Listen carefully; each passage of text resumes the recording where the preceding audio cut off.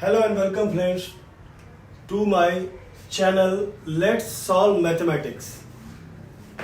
अभी तक हमने एन इंट्रोडक्शन टू मैथमेटिक्स पढ़ा, an introduction to your text book पढ़ा। आपके टेक्स्ट बुक का जो पहला चैप्टर है रियल नंबर्स, उसका जो पहला थ्योरी था या थ्योरम था यूक्लिड्स डिवीजन लेमा, और उसका जो पार्ट है यूक्लिड्स डिवीजन एल्गोरिथम, वो हमने पढ़ा। ठीक है, अभी हम इस वीडियो में इसके सॉल्व एग्जांपल्स को साथ में मिलकर सॉल्व करेंगे। जैसा कि मैं पुराने वीडियोस में बता चुका हूं कि आपके टेक्स्ट बुक में आपको थ्योरी मिलेगा, सॉल्व एग्जांपल्स मिलेगा, अनसॉल्व एग्जांपल्स मिलेगा, जिसको एक्सरसाइज करके आपके बुक में प्रेजेंट किया गया है। तो हर चैप्टर में अलग अलग तरह के एग्जांपल्स मिलेंगे। वो आपके बेसिकली आपके थ्योरी पे बेस्ड रहेंगे, उस चैप्टर के थ्योरी पे बेस्ड रहेंगे, और आपको ये जस्ट फॉर आपके प्रैक्टिस के लिए सॉल्व एग्जांपल्स दिए जाते हैं, ताकि इसके बाद आपको जब अनसॉल्व एग्जांपल्स मिले, एक्सरसाइजेस मिले, तो उसको आप बना सके, एक प्रैक्टिस आपकी हो जाए। तो अभी आपके रियल नंबर यानी चैप्टर 1 का जो पहला एग्जांपल है वो है use Euclid's algorithm to find the HCF of 4052 and 12576। तो जैसा कि हम पिछले वीडियो में जान चुके हैं कि यूक्लिड्स डिवीजन एल्गोरिथम, इसका पूरा नाम है यूक्लिड्स डिवीजन एल्गोरिथम, यहाँ शॉर्ट में आपके टेक्स्ट बुक में लिखा गया है। तो यूक्लिड्स डिवीजन एल्गोरिथम एक मेथड है जिसके थ्रू हम एचसीएफ कैलकुलेट करते हैं। ये बेस्ड है यूक्लिड्स डिवीजन लेमा थ्योरम पे। ठीक है, तो आपका यूक्लिड्स डिवीजन लेमा या एल्गोरिथम क्या कहता है? Using Euclid's division algorithm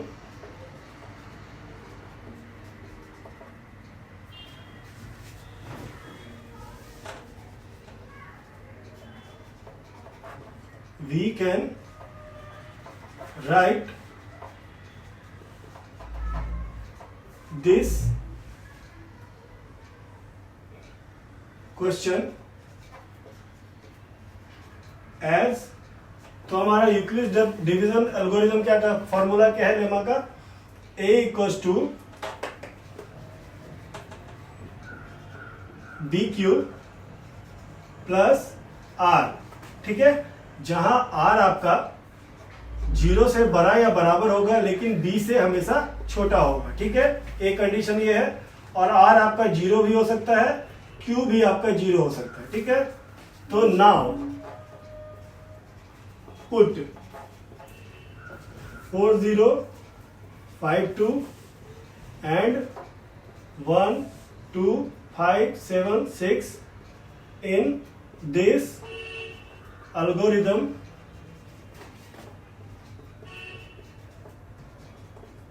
we get, कैसे लिखेंगे? तो मैं आपको बता चुका हूं कि जब आपको दो नंबर्स के बीच में एचसीएफ निकालना है, और तो उस केस में जो बड़ा नंबर होगा, जो हायर डिजिट नंबर होगा, हायर वैल्यू नंबर होगा, वो होगा आपका ए यानी कि डिविडेंड, और जो छोटा डिजिट का नंबर होगा वो होगा आपका बी यानी कि डिवाइजर। तो इसमें बड़ा नंबर कौन सा है? 12576। तो इसको हम कैसे लिख सकते हैं? 12576 इक्वल्स टू बी आपका क्या हो गया? 4052 इंटू क्यू प्लस आर। ठीक है, अब हम इसको सॉल्व करते हैं। तो ये नेक्स्ट स्टेज में कैसे लिखाएगा? हमको मतलब अभी क्या फाइंड करना है? क्या हम लोगों ने क्यू और आर। तो जैसा मैंने बताया कि आप सिंपल डिवीजन के थ्रू इसको सॉल्व कर सकते हैं। ये एग्जांपल सेम है जैसा आपके टेक्स्ट बुक में के थ्योरी में अटैच था, बस वहां पे छोटा डिजिट था, यहाँ पे बड़ा डिजिट है। अगर आपने वो बनाया है तो ये आपके लिए आसान है, बस थोड़ा कैलकुलेशन कॉम्प्लिकेटेड है यहाँ पे। ठीक है, तो अपन जैसा मैंने बताया आपको कि जो छोटा डिजिट है वो आपका हो जाएगा डिवाइजर यानी कि 4052, और जो बड़ा डिजिट है वो हो जाएगा आपका डिविडेंड। तो डिवाइड करोगे तो लगभग आपको 3 टाइम्स में लो, तो 3 2 जा 6, 3 5 जा 15, हाथ में आपके रहा 1, 3 0 जा 0, तो ये हो गया 1, 3 4 जा 12। तो ये कितना हो जाएगा, 6 में 6 गया 0, 7 में 5 गया तो 2, 4 में से 1 गया तो 5 में से 1 गया तो 4, 2 में से 2 गया 0, 1 में से 1 गया 0। तो आपका Q क्या हो गया 3, R क्या हो गया 420। तो इसको हम कैसे लिख सकते हैं, 4052 इंटू 3 प्लस 420। जैसा मैंने आपको इस एल्गोरिदम को एक्सप्लेन करने टाइम बताया था कि हर स्टेज में जब आप एचसीएफ निकाल रहे हो इस थ्योरम का यूज करके, तो हर नेक्स्ट स्टेज में जो आपका बी है वो ए में कन्वर्ट हो जाएगा और जो आपका आर है वो बी में कन्वर्ट हो जाएगा। तो अगले स्टेज में क्या होगा, आपका बी जो है वो ए बन जाएगा, यानी कि 4052 और आर आपका बन जाएगा बी, यानी कि 402 इंटू क्यू प्लस आर। तो ये R1 था, ये R2 था, मतलब अगले स्टेज का आर है। मैं उस तरह से रीनेम नहीं कर रहा हूँ, लास्ट टाइम किया था, ठीक है। फिर से हमारे पास इसी फॉर्मेट में ए बी मिल गया है और फिर से एक नया क्यू नया आर है हमारे पास, ठीक है। तो सेम तरीके से यहाँ पे हम आगे बढ़ेंगे। तो क्या करेंगे हम, 420 को 420 से डिवाइड करेंगे, किसको, 4052 को। तो अगर इसको 10 टाइम्स से करते हैं तो 4200 आएगा, जो कि इससे ज्यादा हो जाएगा। तो अप्रोक्सीमेटली हम 9 टाइम्स में लेते हैं।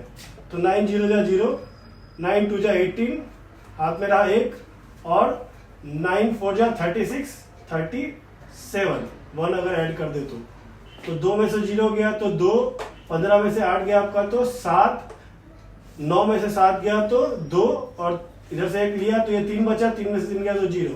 अगेन आपका आर हो गया 272, क्यू हो गया 9। तो इसको हम कैसे लिखेंगे नंबर्स में, 4052 इक्वल्स टू 420 इंटू 9 प्लस 272 बराबर।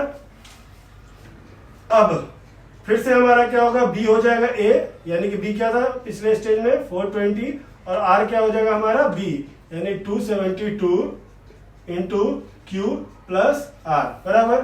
फिर सेम प्रोसीजर से यहाँ पे हम डिवाइड करेंगे और क्यू आर फाइंड करेंगे।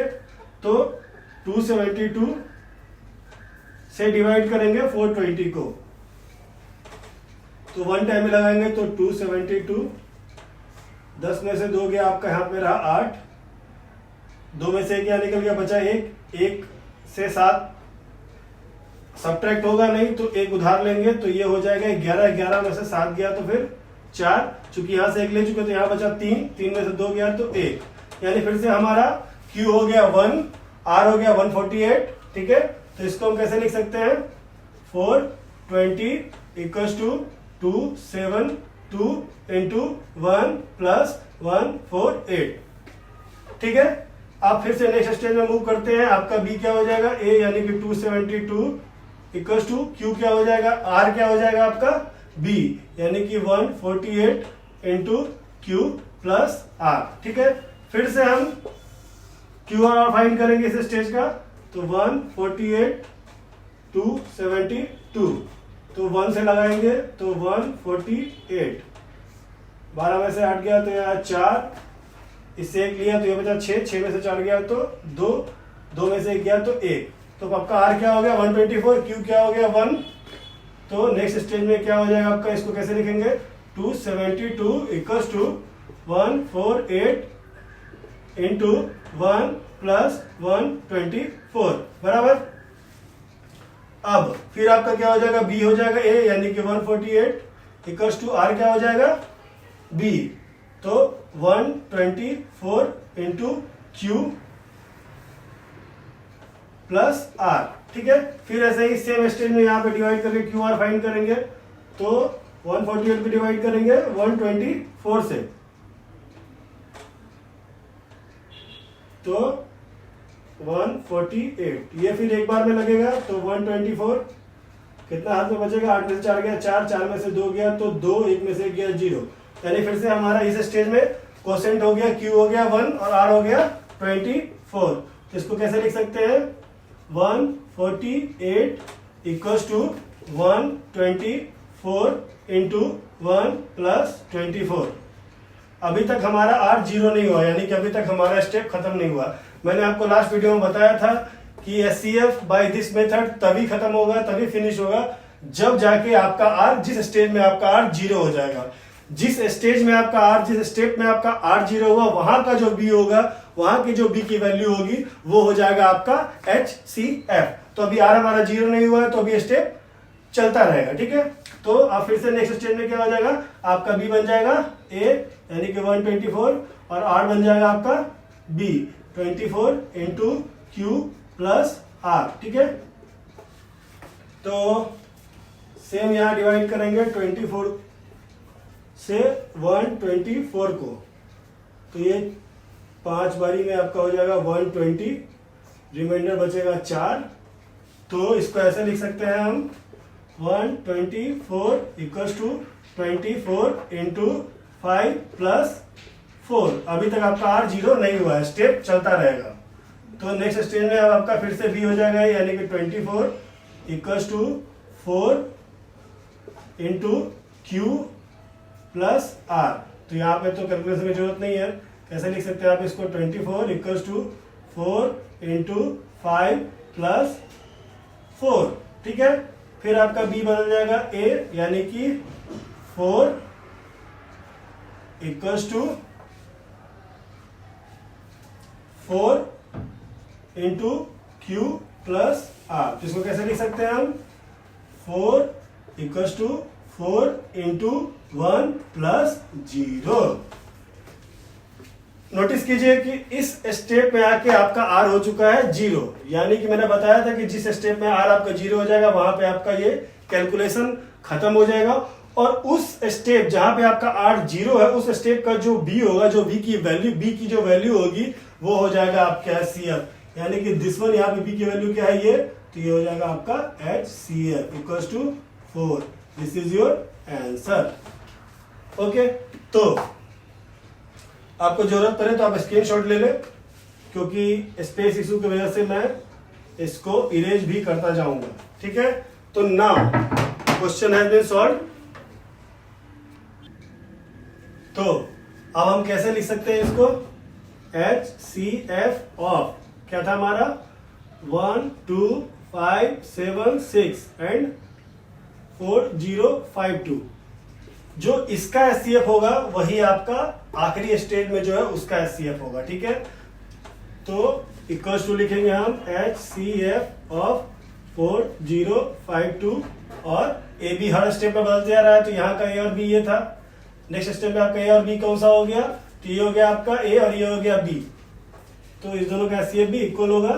फिर इसका HCF फिर नेक्स्ट स्टेज के HCF से इक्वल होगा, यानी नेक्स्ट स्टेप का आपका ए क्या है 420 और 272, ठीक है। सिमिलरली HCF ऑफ 272 और 148, ठीक है। फिर similarly HCF of 148 and 124 equals to HCF of 124 and 24 equals to HCF of 24 and 4 is equals to 4 is your answer। तो हमारा इस पूरे A और B का जो हाईएस्ट कॉमन फैक्टर है वो है 4। तो हमारा क्वेश्चन का आंसर भी है 4। इस थ्योरम को यूज करके हमने प्रूफ किया, आंसर निकाला। और हर स्टेज का, क्योंकि A और B नेक्स्ट स्टेज में बदलते जा रहा है, हर स्टेज का जो HCF है वो कॉमन होगा और इक्वल होगा। तो फाइनली आपका इस क्वेश्चन का आंसर हो जाएगा 4। अब हम सॉल्व करेंगे हमारे टेक्स्ट बुक का एग्जाम्पल 2, ठीक है।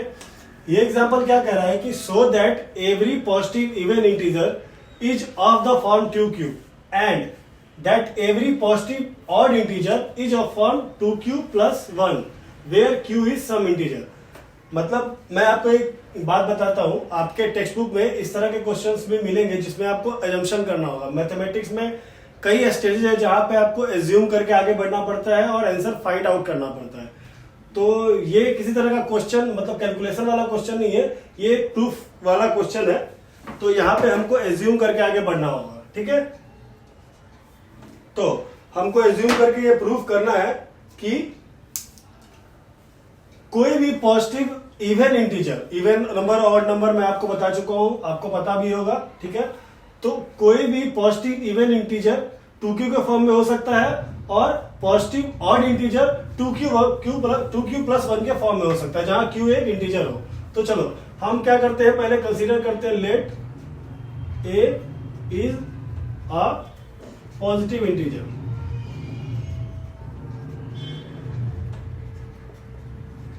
ठीक है, अब using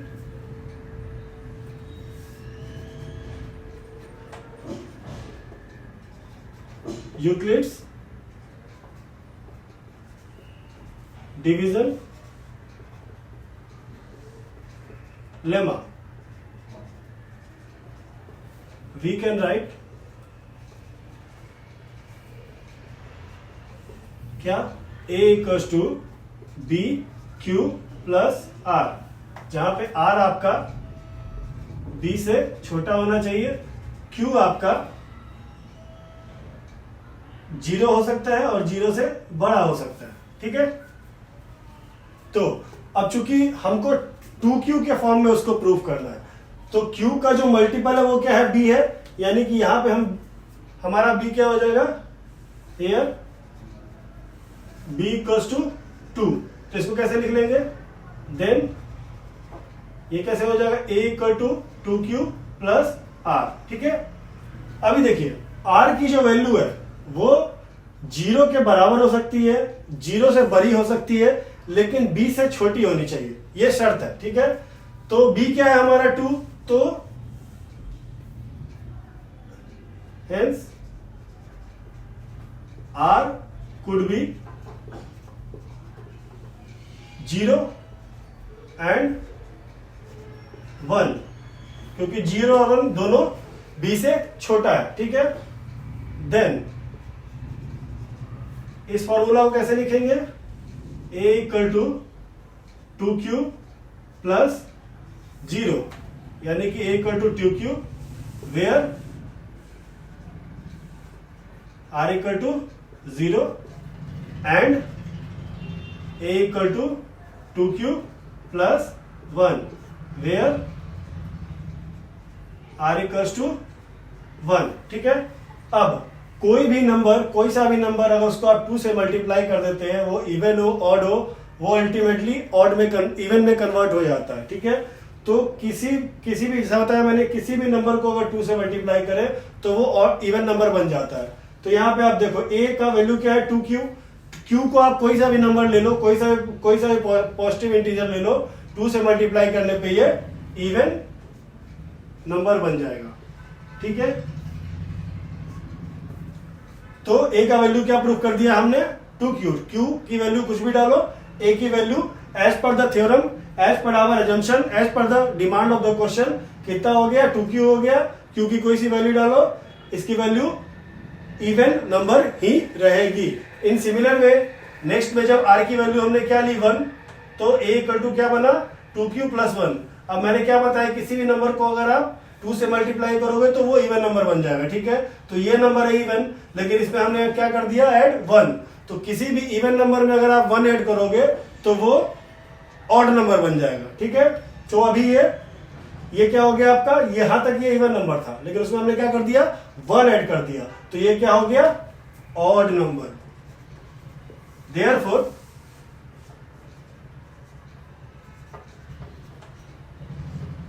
we can write a equal to 2q is an even number and a equal to 2q plus 1 is an odd number। ठीक है,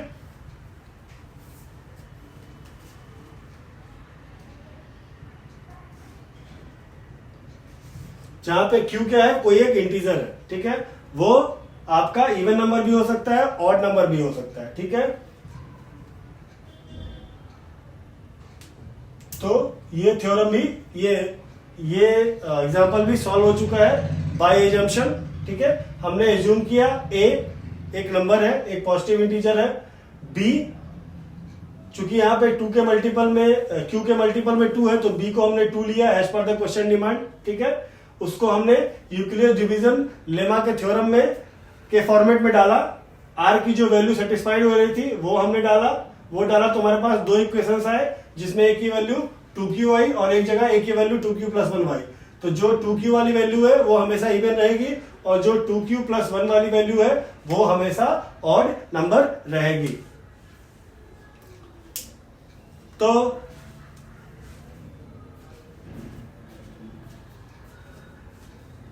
वीडियो पसंद आया हो तो लाइक करें, चैनल को सब्सक्राइब करें, सपोर्ट करें। Thanks for watching.